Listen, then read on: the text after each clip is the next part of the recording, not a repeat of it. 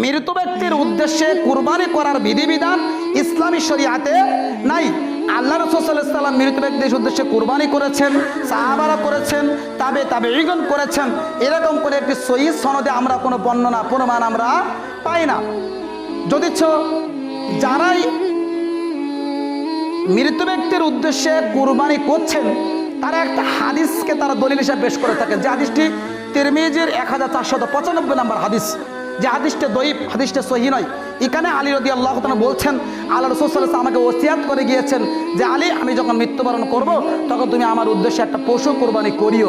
তো আলী রাদিয়াল্লাহু তাআলা আনহু একটা পশু রাসূল সাল্লাল্লাহু আলাইহি ওয়াসাল্লাম মৃত্যুবরণ করার পরে তিনি কুরবানি করেছিলেন। এই দঈফ হাদিসটাকে ভিত্তি করে আমাদের সমাজে মৃত ব্যক্তিকে উদ্দেশ্য করে কুরবানি দেওয়ার বিধানটি আমাদের সমাজে চালু রয়েছে। সম্মানিত উপস্থিতি, এই হাদিসটি আপনার গ্রহণযোগ্য নয়, তার কয়েকটি কারণ রয়েছে। তার মধ্যে 1 নম্বর কারণ হাদিসটি দঈফ।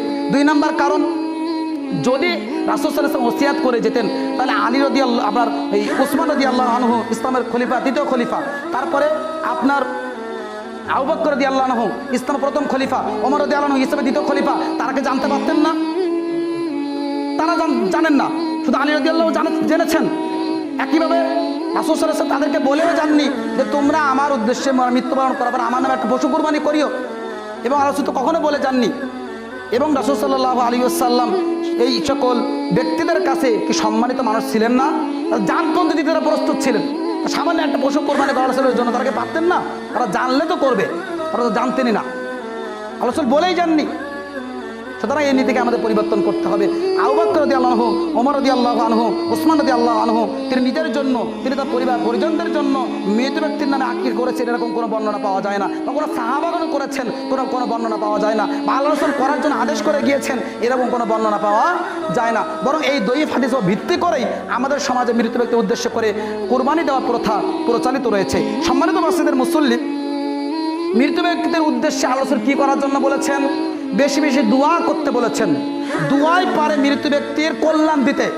আপনি মৃত ব্যক্তির জন্য দোয়া করেন, দোয়ার বদলতে মৃত ব্যক্তির উপকার হবে। বেশি বেশি কবর জিয়ারত করেন, মৃত ব্যক্তির উপকার হবে। বেশি বেশি দান সদকা করেন, মৃত ব্যক্তির উপকার হবে। কিন্তু কুরবানি করলে উপকার হবে এ কথা আল্লাহ রাসূল বলে যাননি। তাহলে আপনি কেন এই দঈফ হাদিস ভিত্তি করে আপনি কেন মৃত ব্যক্তির উদ্দেশ্যে আপনি কুরবানি দিতে চাচ্ছেন? আপনি মৃত ব্যক্তির উদ্দেশ্যে যে কোরবানি করতে চাচ্ছেন ওই পশুর টাকাটা আপনি সদকা করে দেন। একটা মাদ্রাসা নির্মাণ চলছে, আপনি দান করে দেন। একটা মসজিদ নির্মাণ চলছে, আপনি সেখানে দান করে দেন।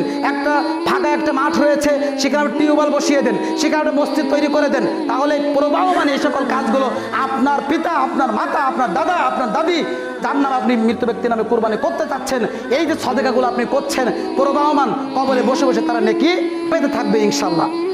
সুতরাং আমরা দান সদকা করব। আল্লাহ বলেছেন না, ইন্নাস সাদাকাতা লা তুতফি আন আহলিহা হাররাল কুবুর, নিশ্চয়ই গোপন দান কবরের শাস্তিকে মিটিয়ে দেয়। আল্লাহর কথা। আল্লাহর মৃত ব্যক্তির উদ্দেশ্যে বেশি বেশি দান সদকা করুন, তাদের দোয়া করুন, কবর জিয়ারত করুন। আল্লাহ যেগুলো বলেছেন সেইগুলো করার চেষ্টা করুন। আল্লাহ কোনো দিক নির্দেশনা নেই, মৃত ব্যক্তির উদ্দেশ্যে আপনাকে কুরবানি করতে হবে। আল্লাহ আমাদের সবাইকে এই সকল বিদআতগুলোকে পরিহার করার তৌফিক দান করুন। সকলেই বলি আল্লাহুম্মা।